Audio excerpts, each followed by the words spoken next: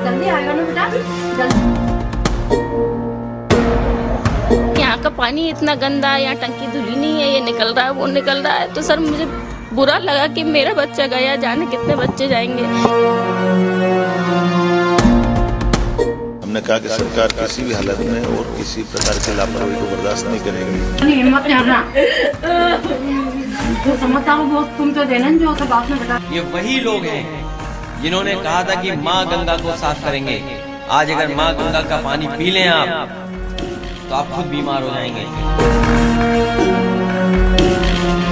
कुल मिलाकर ये इंदौर के लिए बहुत बड़ा हादसा है।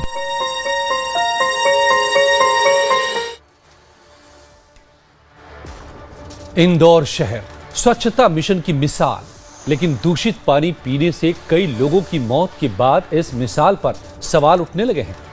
इंदौर के भागीरथपुरा में दूषित पानी पीने से मौतों का सिलसिला थम नहीं रहा है। अब तक 8 लोग अपनी जान गंवा चुके हैं, जिनमें 5 महीने का मासूम अभियान भी शामिल है। इस पूरे मामले में इंदौर हाई कोर्ट ने भी संज्ञान लिया है और सरकार को कड़ी फटकार लगाते हुए 2 जनवरी तक विस्तृत रिपोर्ट तलब की है। आपको बताते हैं कि इंदौर का पानी कैसे यमराज बन गया और इस मामले में अभी तक क्या क्या हुआ। भागीरथपुरा में वाटर सप्लाई का पाइप लीक हो गया था। पीने के पानी में सीवेज के गंदे पानी की सप्लाई होने लगी।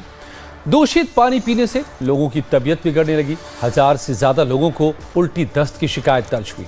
एक के बाद एक कई मौतों से फिर हड़कंप मच गया। अभी भी 145 से ज्यादा लोग अस्पताल में भर्ती हैं। दूषित पानी के खुलासे के बाद निगम की पोल खुल गई और बड़ी लापरवाही सामने आई। CM Mohan Yadav action mode में दिखे और अस्पताल में भर्ती मरीजों से मिले। वहीं इंदौर हाई कोर्ट ने घटना पर विस्तृत रिपोर्ट मांगी है और 2 जनवरी तक रिपोर्ट को पेश करने के लिए कहा है। पानी कांड की घटना की जांच के लिए एक टीम का भी गठन किया गया है।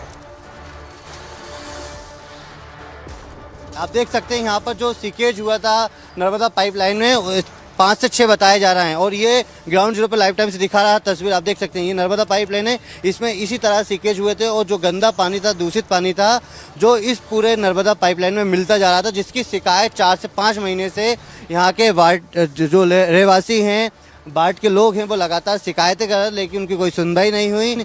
ये भागीरथपुरे में जिस तरह से जो पाइपलाइन में खराबी आई है और जो लीकेज था वो आप देख सकते हैं। ये पाइप खराब पड़े हैं और इनकी तमाम लोग यहाँ के शिकायत कर रहे थे, तमाम लोगों ने शिकायत भी की थी। अब इंदौर कांड के बाद सियासत उबाल पर है। पेयजल की क्वालिटी को लेकर सवाल उठ रहे हैं। मध्य प्रदेश के सीएम ने ऐसी लापरवाही पर कड़ा एक्शन भी लिया है। मृतकों के परिजनों को 2-2 लाख रुपए की सहायता राशि देने और सभी मरीजों के इलाज का पूरा खर्च सरकार द्वारा उठाए जाने की घोषणा की है। वहीं सरकार की हालात पर लगातार नजर बनी हुई है। हॉस्पिटल में उनके उपचार की व्यवस्था ठीक तरह से की जा रही है। ये बात सही है कि प्रारंभिक रूप से जो इस संबंध में लापरवाही हुई थी, तो जो कार्रवाई हुई वो सबकी जानकारी में है।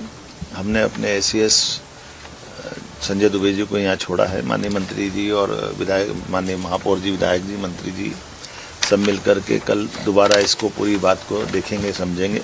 हमने कहा कि सरकार किसी भी हालत में और किसी प्रकार की लापरवाही को बर्दाश्त नहीं करेगी और ख़ास करके सभी क्षेत्रों के अंदर जहाँ भी पानी से संबंधित शिकायत है उसको और अच्छे से जाँच कर लें और भविष्य में ऐसी नौबत ना आए इसका प्रबंधन भी करें। अब एमपी सरकार के मंत्री कैलाश विजयवर्गीय ने कहा कि इंदौर में पीड़ित लोगों की हर संभव मदद की कोशिश की जा रही है और मौतों की संख्या को भी वो अपडेट करते दिखे। जो संभावना थी कि पानी में सीवरेज का पानी मिला हुआ है वो कंटेमिनेट है और इसलिए उसका ट्रीटमेंट पहले से चालू था और अभी भी वही ट्रीटमेंट चल रहा है। जो मुझे लगता है कि चौकी के पास जो हमें साइन मिला हो वहाँ पर वही स्थान सबसे प्रमुख है। बाकी भी हम 100% चेक करेंगे। कम से कम इसमें 8-10 दिन लगेंगे पूरे कॉलोनी को। पूरे भागीरथपुरे की कार्यकर्ताओं के साथ बैठे थे चारों तरफ के, तो उन्होंने बोला था कि कुल 8 डेथ हुई है इनके हिसाब से, जिसमें 2-3 नेचुरल है। तो इंदौर में दूषित पानी से हुई मौतों पर सवाल पूछने वाले पत्रकार से बदसलूकी के बाद मध्य प्रदेश सरकार के मंत्री कैलाश विजयवर्गीय को आखिरकार सार्वजनिक तौर पर माफी भी मांगनी पड़ी। सोशल मीडिया पर जारी अपने बयान में उन्होंने स्वीकार किया कि मीडिया के एक प्रश्न पर उनके शब्द गलत निकल गए। और इसके लिए उन्होंने खेद प्रकट किया। पत्रकार के सवाल को कैलाश विजयवर्गीय ने फोकट का सवाल कहा था और इस मामले पर सियासत भी उबाल पर है और मामला सिर्फ इंदौर तक ही नहीं बल्कि देश भर में पेयजल की क्वालिटी पर सवाल उठा रहे हैं।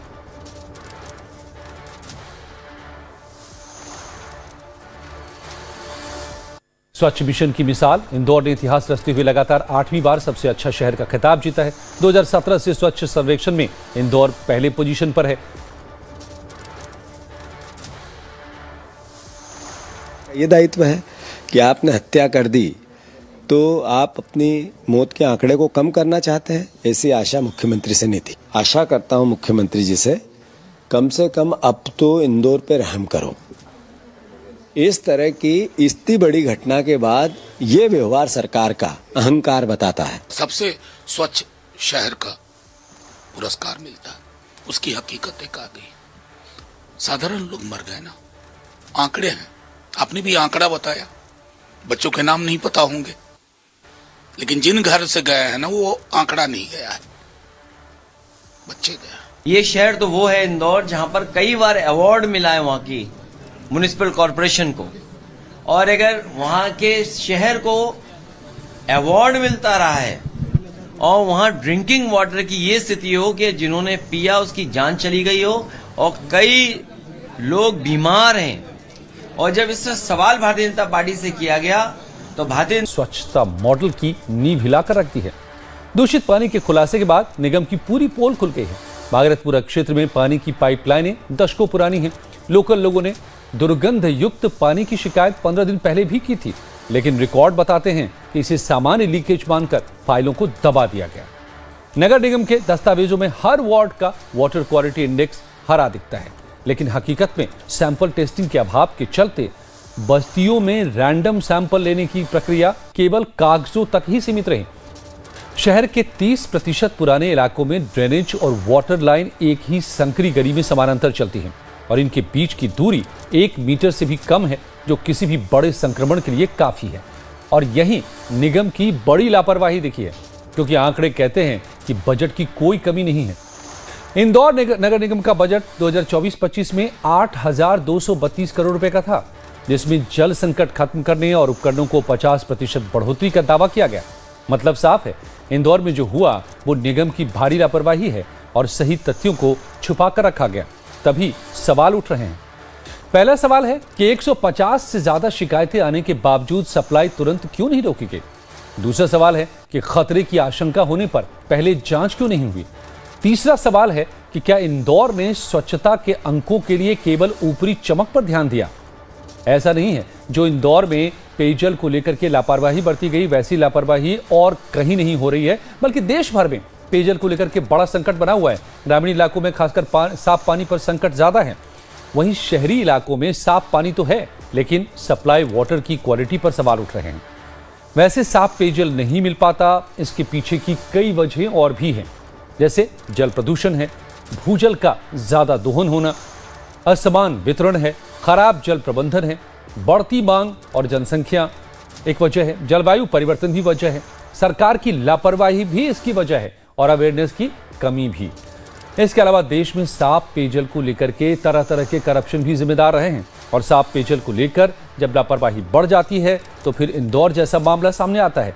इंदौर से पहले भी देश में दूषित पानी से कोहराम मचता रहा है। साल 2012 में पुडुचेरी में सप्लाई वाटर में गंदा पानी आने से कई लोग बीमार हो गए थे। मौतों का सही आंकड़ा हालांकि सामने नहीं आया। साल 2014 में से 2018 में वाटर बॉर्न डिजीज का फैलाव हुआ।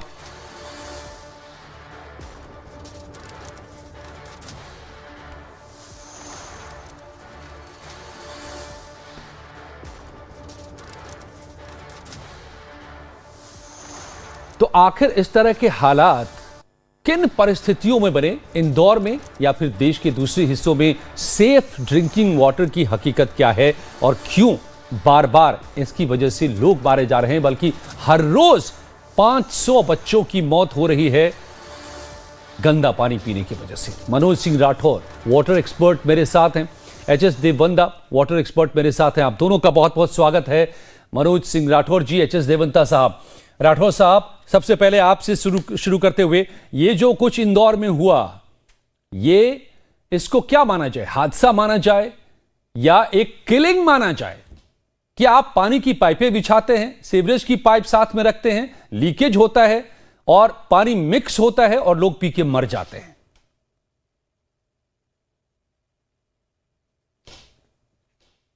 आपकी आवाज सर म्यूट है, आप अनम्यूट कर लें।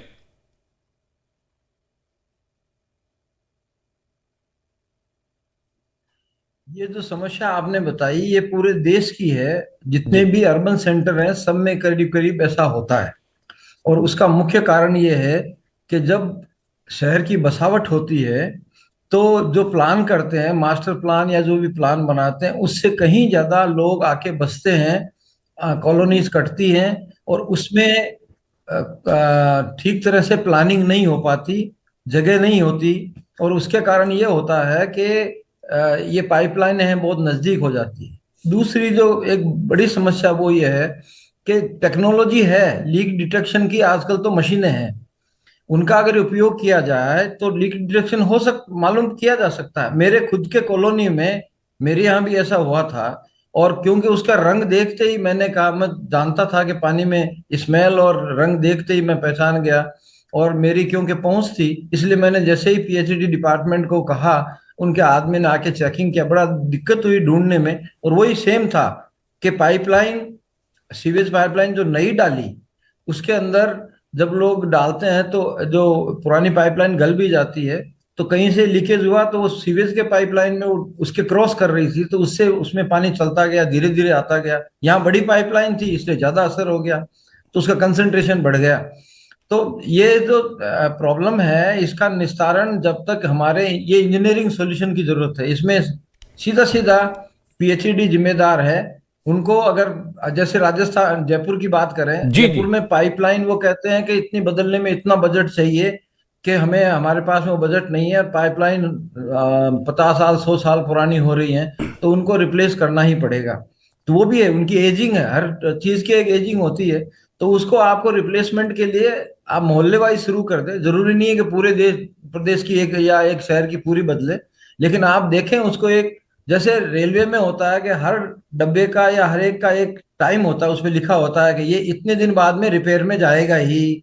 इसी तरह आप ये कर लें कि ये लाइन की इसकी जिम्मेदारी कहाँ है और इसकी रिपेयर के लिए कब जाना है हमें, 10 साल बाद, 5 साल बाद, और फिर प्रॉपर चेकिंग, उसकी सैंपलिंग। जो एक दूसरी जो प्रॉब्लम है, जो हमारे दूसरे एक्सपर्ट हैं वो इसमें ज्यादा बताएंगे आपको, कि जो वाटर सैंपल है वो तो लेना ही चाहिए जगह जगह से, उनको हर आप जो उठा रहे हैं राठौर साहब सवाल, ऐसा लग रहा है कि वो बुनियादी सवाल हैं, बुनियादी जरूरतें हैं जिनकी ओर अभी तक क्या ध्यान नहीं दिया गया।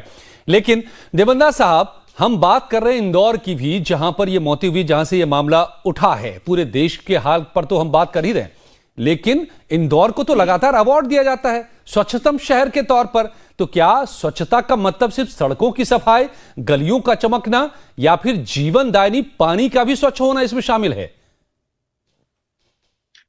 सर झा साहब, होता क्या है कि जब वाटर सप्लाई कमीशन की जाती है तो सीवर लाइन और पानी की लाइन दोनों पैरेलल, सड़क के एक तरफ सीवर लाइन डाली जाएगी, दूसरी तरफ पानी की लाइन डाली जाएगी। जो इंदौर का जो मैटर जो मैंने आपसे सुना, उसमें क्या था कि जो एजेंसी या रेस्पॉन्सिबल अथॉरिटीज थी उनका सुपरविजन काफी नेग्लिजेंट और कमजोर था जी। होता क्या है कि आपको एक पूरे महीने का एक प्रोग्राम बनाना पड़ता है और उस प्रोग्राम में दोनों टाइम या एक टाइम वाटर सप्लाई है तो उस टाइम पर पानी में रेजिडुअल क्लोरीन का चेकिंग किया जाता है ऑन स्पॉट। रेजिडुअल क्लोरीन अगर वाटर में है तो it means water is free from contamination, contaminated water नहीं है। उस क्लोरिनेशन प्रॉपर हो रहा है, पीछे जहां पर क्लोरिनेशन होना चाहिए वहां हो रहा है नहीं हो रहा है, उसको इंश्योर करना पड़ता है। और जो ये 10-15 दिन से अगर कंप्लेंट आ रहा था गंदा पानी का, तो उसमें क्या होता है कि जो संबंधित अधिकारी थे उनको सैनिटरी सर्वे करना चाहिए था, और फिर अगर सैनिटरी सर्वे में भी उनको मालूम नहीं लग रहा था तो ऐसी स्थिति में डोर टू डोर सर्वे किया जाता है, जिसमें हर उस गली में जिसमें इस तरह की जो आपके समस्या भागीरथपुरा में समस्या आ रही थी तो उनको उसमें सैनिटरी सर्वे करना चाहिए था। उसके बाद अगर फिर भी कोई लीकेज पकड़ में नहीं आ रहा था तो डोर टू डोर सर्वे करना चाहिए था। डोर टू डोर सर्वे में क्या है कि रेजिडुअल क्लोरीन हर घर में चेक करते हैं, जहां क्लोरीन फॉल या डिप्लीशन हो जाता है, क्लोरीन रेजिडुअल क्लोरीन की मात्रा शून्य हो जाती है, तो उसके आसपास खुदाई करके और अगर जहां भी लीकेज है जो विजिबल नहीं है तो उसको आप आइडेंटिफाई करके और उसको रिपेयर करना चाहिए था उनको। और यानी जब तक देवेंद्र साहब रिपेयर आप नहीं हो ये तो बता उसमें रहे हैं कि कोई- अगर हम इंदौर की बात करें तो वहां पर जो मशीनरी मौजूद है पानी के रखरखाव के लिए, जी। पानी की सप्लाई के लिए, उसकी शुद्धता पर नजर बनाए रखने के लिए वो मशीनरी काम ही नहीं कर रही थी।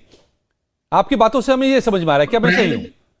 जी, ऐसा संभव नहीं हो सकता कि अभी इतने जो भारत इतना तेजी से विकसित देश की श्रेणी में जा रहा है, उसमें ऐसा संभव नहीं है कि बिना लापरवाही के प्रदूषित पानी से होते हो आज के जमाने में, क्योंकि आपका सिस्टम 2 मोड पर काम करता है पूरे अक्रॉस कंट्री का। जी। जैसे राठौड़ साहब ने बताया उस हिसाब से कि एक प्रिवेंटिव मोड पर और एक रेस्क्यू पर।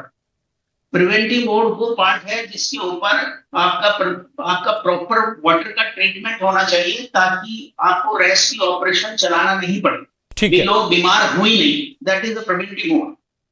ठीक है। अब आपका जो इंदौर का जो मैटर है उसमें प्रिवेंटिव मोड पर एक्शन नहीं हुआ, और मीनवाइल अगर ऐसा लीकेज का स्थिति थी तो हम लोग जैसे राजस्थान में मैं बता रहा हूँ कि हम उसमें फॉरेन क्लोरिनेटेड वाटर के टैंकर डिप्लॉय करते हैं।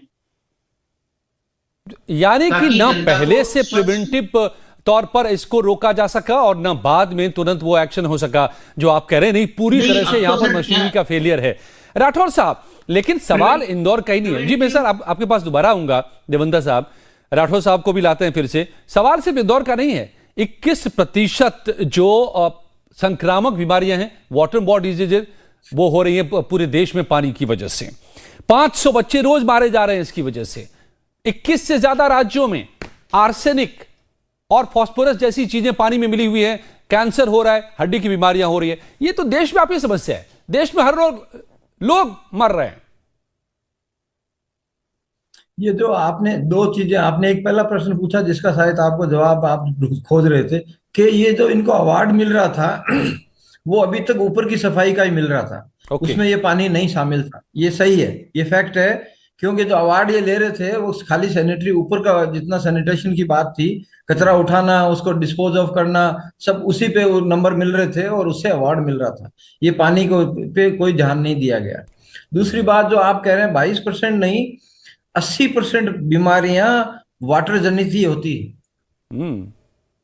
और उसके अंदर खास तौर से ये जो आर्सेनिक और जो फ्लोराइड है, जैसे कुछ तो जियोजेनिक है जो जमीन में ही होती हैं, और कुछ हैं जो हम मिलाते हैं या हमारी लापरवाही से होता है। तो जियोजेनिक तो है, तो फर्टिलाइजर्स है, ग्राउंड वाटर पेस्टिसाइड्स है जो हम मिला रहे हैं। अगर ग्राउंड वाटर अगर हमारा सोर्स है तब जियोजेनिक, और उसके अंदर जो हमारे कृषि से पर्टिकुलरली जो हम केमिकल यूज कर रहे हैं, पेस्टिसाइड, इंसेक्टिसाइड या यूरिया, उसके कारण है। लेकिन अगर सरफेस वाटर है तो फिर वो बिल्कुल अलग चीज है।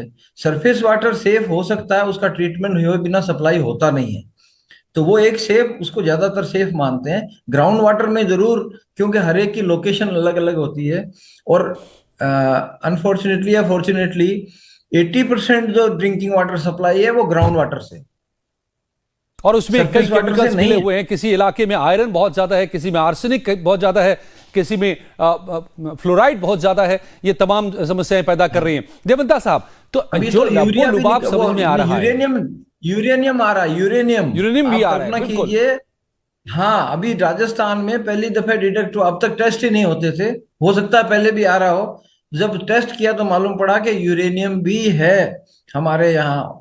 तो इसका मतलब ये तो देवेंद्र बहुत ही साहब, खतरनाक जो है। हम समझ पा रहे हैं कि हम कह रहे हैं कि हम विकसित बनने जा रहे हैं, हम कह रहे हैं कि गरीबी रेखा से हम लोगों को ऊपर ला रहे हैं, लेकिन हकीकत आज भी यह है समूचे देश में कि एक शुद्ध पीने का पानी, जबकि हम जल जीवन मिशन चला रहे हैं पूरे देश में, 75% कवरेज हो चुका है इसमें, करीब उससे ज्यादा, लेकिन अभी भी एक ये बड़ी समस्या है हमारे सामने। जैसा ये आप सही फरमा रहे हैं, ये राठौड़ साहब ने भी सही फरमाया कि जो जल जनित बीमारियां हैं उनको हम 2 तरह से कैटेगराइज कर सकते हैं। तो 80% लोग हमारा जो स्टेट्स का जो पैसा खर्च हो रहा है उनका रोकथाम में, वो भी इन पर बहुत ज्यादा हो रहा है। इसको वाटर क्वालिटी को ब्रॉडली हम दो तरह से कैटेगराइज कर सकते हैं, बैक्टीरियोलॉजिकल पॉइंट ऑफ व्यू से, केमिकल पैरामीटर्स के पॉइंट ऑफ व्यू से। बैक्टीरियोलॉजिकल जो इंदौर की घटना है वो रिलेटेड है जीवाणु परीक्षण के दृष्टिकोण से, माइक्रोबाइल कंटामिनेशन की वजह से ये मौतें हुई है। उसका एक ट्रीटमेंट का अलग सिस्टम है, उसमें क्लोरिनेशन करके जितना क्लोरीन डिमांड है उसके अकॉर्डिंग क्लोरिनेशन करके वो पेयजल सप्लाई किया जाता है, और उसके बाद उसका 2 टीमें बनानी पड़ती है। जब 2 टीमें, एक टीम जहाँ पर एक टाइम सप्लाई है, जहाँ 2 टाइम सप्लाई है, 2 टाइम तो वो टीम है जो during supply hours residual chlorine check करती है और ये इंश्योर करती है कि उसमें पानी में पर्याप्त मात्रा में अवशिष्ट क्लोरीन की मात्रा है, तो वाटर फ्री बैक्टीरिया है।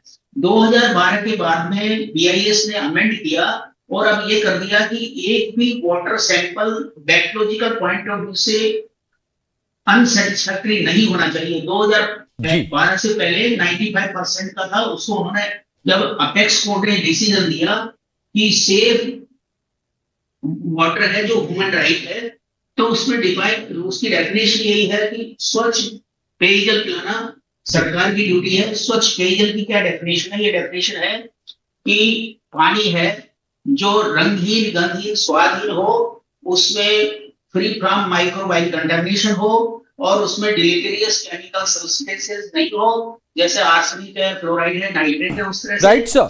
और रेडियो एक्टिव जी मटेरियल उसमें नहीं हो। बिल्कुल। तो इसका मतलब ये हुआ, ट्रीटमेंट के प्रोसेस, जी राठौर साहब, इसका मतलब ये हुआ कि एक इंदौर सिर्फ वेकअप कॉल है, प्रॉब्लम पूरे देश में है, और कहीं भी कभी भी ये हादसा हमारे सामने आ सकता है, और हादसा ना भी हो तो भी लोग मर रहे हैं कंटामिनेशन से, चाहे वो केमिकल कंटामिनेशन हो या माइक्रोबियल कंटामिनेशन हो। प्रिस्क्रिप्शन क्या है, क्या आगे सॉल्यूशन है इसका? अब उसका दूसरा एक बड़ा उदाहरण है, पंजाब में जो हमारे इंदिरा गांधी की नहर आदि है, उसका पानी भी कंटेमिनेटेड है। कैंसर हो रहे हैं हमारे यहाँ, जो कैंसर ट्रेन जिसकी बात कर रहे हैं, पंजाब में सारा पानी कंटेमिनेटेड है, क्योंकि इंडस्ट्री का पानी उसमें अनट्रीटेड छोड़ा जा रहा है। तो ये जो लॉ अबाइडिंग नहीं है इंडस्ट्रीज या लोग, तो उसके कारण ये सारी समस्याएं आती हैं। तो इसको सुधारने के लिए विजिलेंस और गवर्नेंस की ही इश्यू है। ये इसमें लापरवाही जो है वो सरकार की इम्प्लीमेंटेशन में ही है। लॉ है, ऐसा नहीं है कि लॉ नहीं है, लेकिन कार्रवाई नहीं होती, इसलिए ये सारी समस्याएं हैं। यानी अभी भी पानी उस तरह से प्राथमिकता में नहीं है, आप दोनों जो बता रहे हैं, ग्राउंड पर कम से कम जो प्रैक्टिकल उसके रिजल्ट्स हैं वो यही बता रहे हैं, और इसी वजह से ये इतने बड़े हादसे हो रहे हैं और हर लोग मारे जा रहे हैं अनसेफ वाटर पीने से। और भारत की आबादी जो 18% है दुनिया की, सिर्फ 3% पानी है यहाँ पर साफ पानी भारत में पीने के लिए। अगर वो उसमें भी गंदगी है, उसमें भी बीमारी है, उसमें भी खतरे हैं, तो समझिए कि समस्या कितनी गंभीर है, और इसीलिए नतीजे इतने खतरनाक सामने आ रहे हैं। धन्यवाद सर, राठौर साहब, देवंदा साहब, आप तो